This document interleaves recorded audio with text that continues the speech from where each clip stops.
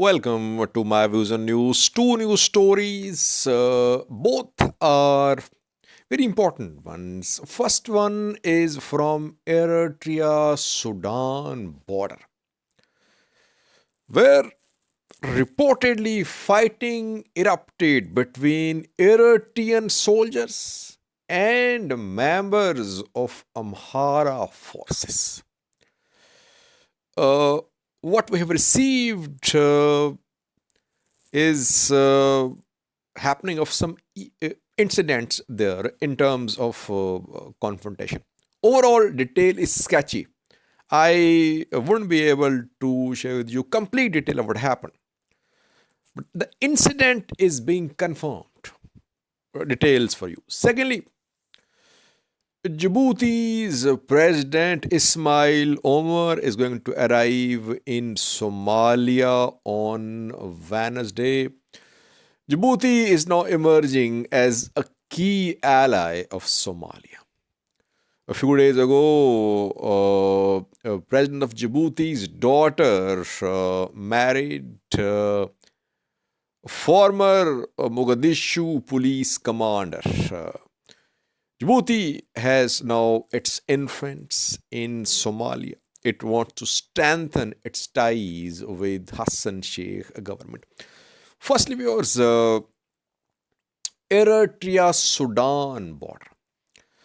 Eritrean government of Isaias Afwerki and Amhara politicians are now seen as allies. This alliance emerged after Tigray war because Tigray is their common rival. So they join hands against Tigray forces.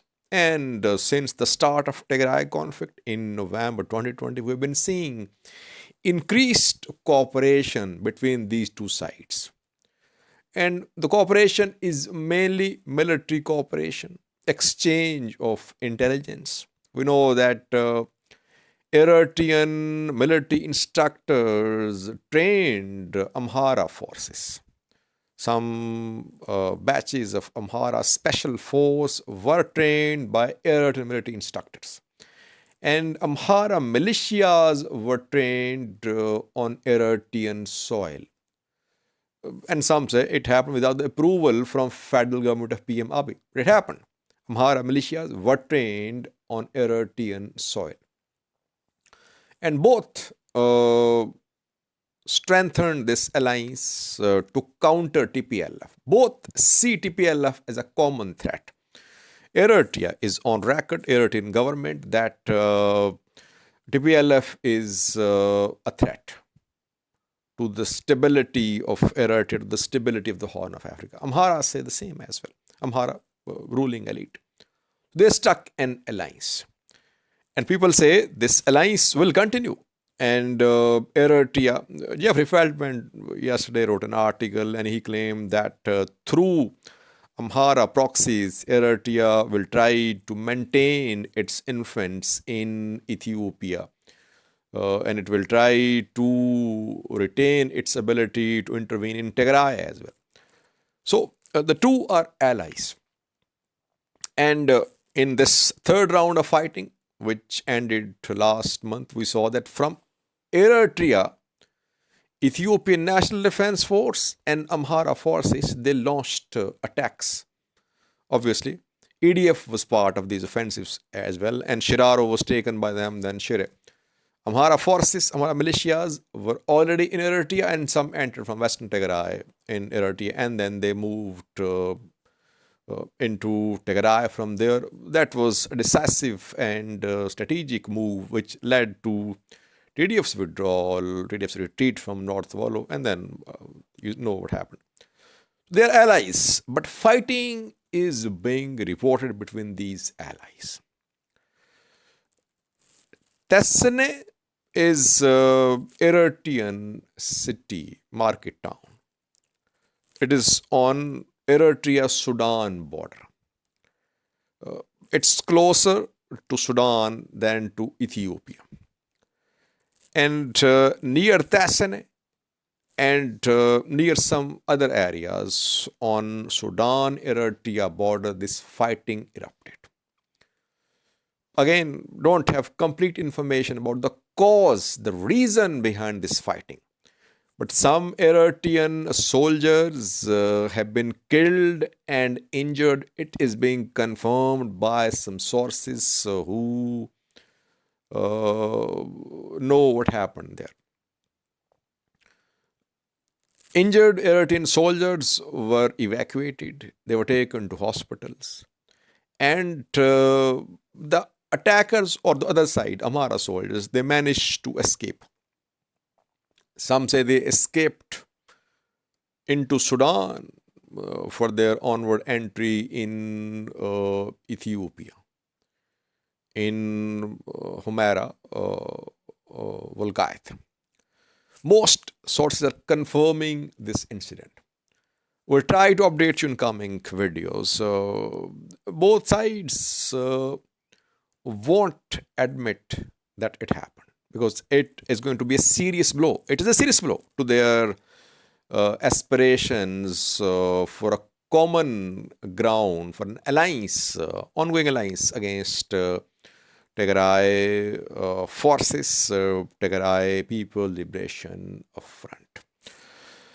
Secondly, viewers, Somalia-Djibouti relations.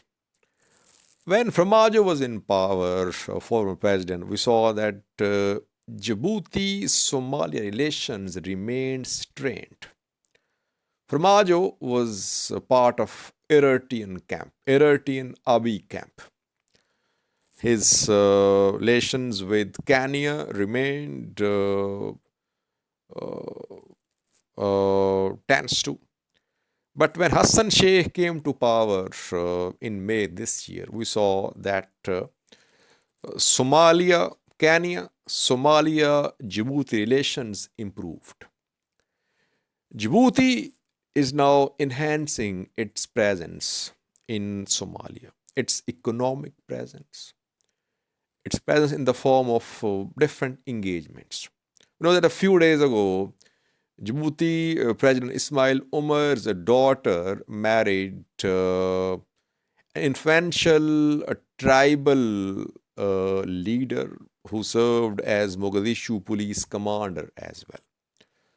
And last year he was fired from his post by Farmajo when this commander tried to resist Farmajo's term extension. Later, Hassan Sheikh came to power. He reinstated this official and he was elected as a member of parliament as well. And when this marriage ceremony was held in Djibouti a few days ago, Hassan Sheikh was invited there. Somaliland's president, Musib Abdi, was there too in Djibouti. And now Djibouti's president, Ismail Omar, is going to visit Somalia. On Wednesday, Ismail Omar will arrive in Djibouti. It's an official visit, not a private one.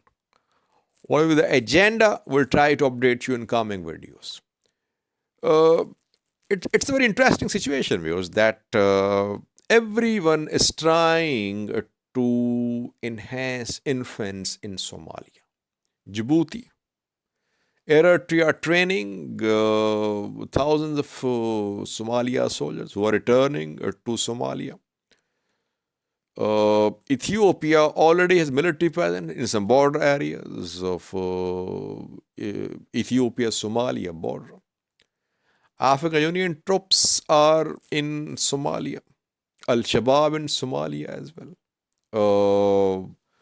U.S. Special Forces in Somalia. U.S. conducting airstrikes in Somalia. Kenyan forces in Somalia. Kenya also conducts airstrikes in Jubaland. They did a few weeks ago rather. You see that there are so many countries involved in Somalia, so many players. UAE has its own interests in Somalia.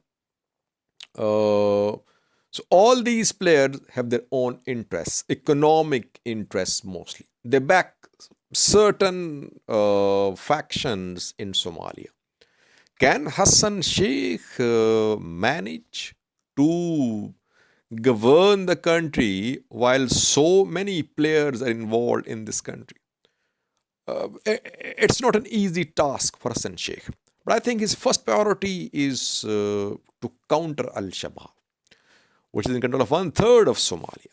If he manages to contain Al Shabaab, to curtail Al Shabaab, then the next phase for Hassan Sheikh's government to exercise authority in Somalia would be to curtail the influence of external powers in Somalia. Thank you for watching.